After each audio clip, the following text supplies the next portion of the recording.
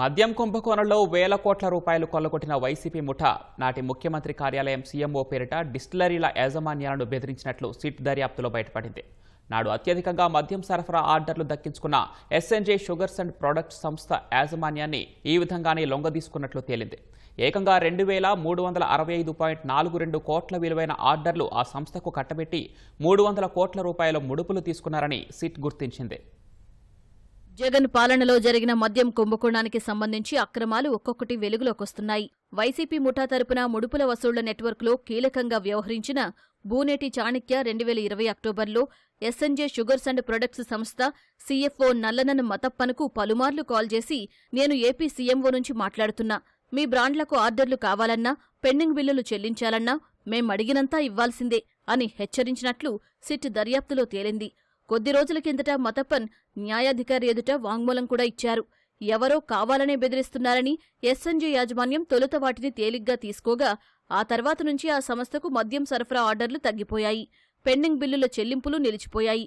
దీంతో ఆ సంస్థ ప్రతినిధులు ఏపీఎస్బీసీఎల్ అప్పటి ఎండీ వాసుదేవరెడ్డిని కలిశారు. చాణక్య చెప్పినట్లు చెయ్యండి, మిగతా కంపెనీల్లాగే మీరు ముడుపులిస్తే ఆర్డర్లు వస్తాయి అని వాసుదేవరెడ్డి ఆ సంస్థ ప్రతినిధులకు చెప్పినట్లు సిట్ దర్యాప్తులో వెల్లడైంది.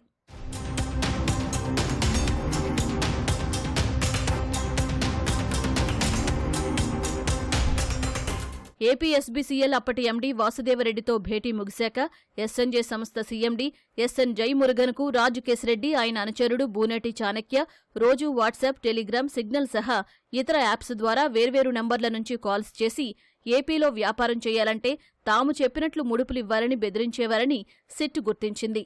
ఏపీ ప్రభుత్వంలో మేం అత్యంత పలుకుబడి కలిగిన వ్యక్తులం, ఎంపీలు పెద్దిరెడ్డి మిథున్ రెడ్డి, విజయసాయిరెడ్డిలకు సన్నిహితులం అని చెప్పి ఒత్తిడి చేసేవారని తేలింది.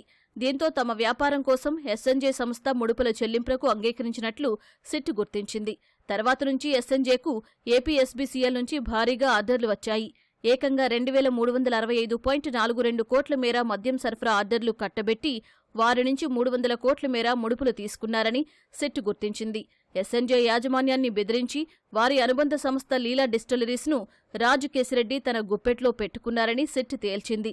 దానికి ఏపీఎస్బీసీఎల్ నుంచి 453 కోట్ల రూపాయల ఆర్డర్లు లభించాయని, ఆ సొమ్మంతా కేశిరెడ్డికి చేరిందని సిట్ నిర్ధారించింది.